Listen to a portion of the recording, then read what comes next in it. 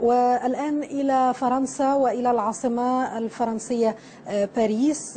ينضم إلينا عبر الهاتف للتفاصيل حول نفس الموضوع ولكن في باريس الدكتور خالد سعد زغلول مراسل صحيفة الأهرام في باريس. دكتور خالد، بعد التحية، يعني ما حصيلة اليوم الانتخابي في باريس؟ أيوة، أهلا وسهلا. النهاردة كانت أجواء هادئة جدا لأنها تعرف بدأت العملية الانتخابية من 9 صباحا إلى 9 مساء. نعم. النهاردة زي ما حضرتك عارفة في أوروبا يوم عمل، فتقريبا 90% من المصريين موجودين في أعمالهم، فالإقبال كان شوية ضعيف.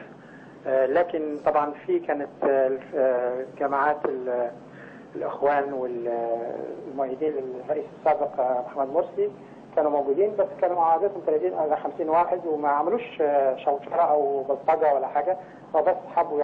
ينضم إلينا من العاصمة الأمريكية واشنطن زميلنا بهاء الطويل مراسلنا هناك لإطلاعنا على سير عملية الاستفتاء للمصريين في الولايات المتحدة. بهاء، أهلا بك. اشرح لنا ماذا دار خلال اليوم في عملية الإدلاء بالأصوات للمصريين في أمريكا. الأعداد حتى الآن قليلة نسبيا، يعني وهذا هو الأمر المعتاد في بداية فتح باب التصويت. عملية التصويت ممتدة اليوم لمدة 12 ساعة حتى الساعة 9 مساء. وينضم إلينا عبر الهاتف الآن مباشرة السيد السفير أشرف حمدي سفير مصر في لبنان. سيادة السفير، يعني ما أهم ما يمكن أن تقوله عن سير عملية الاستفتاء اليوم في أول يوم؟ نسبة الإقبال تعتبر نسبة معقولة نسبيا على أول يوم. احنا حتى الآن المسجل في لبنان 919، اللي حضروا حتى الآن حوالي 78 ناخب.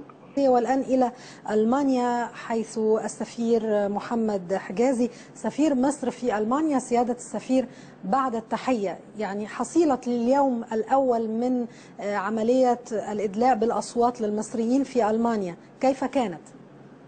والله الاستفتاء بيسير في هدوء. طبعا احنا بدأنا اليوم من الساعة 9 ولا زال يعني اليوم مستمر لحد 9 مساء. نعم. فنتوقع إن شاء الله فترة بعد الظهر يجي لنا مزيد من الناخبين، وإن شاء الله نكمل اليوم حتى الساعة 9 مساء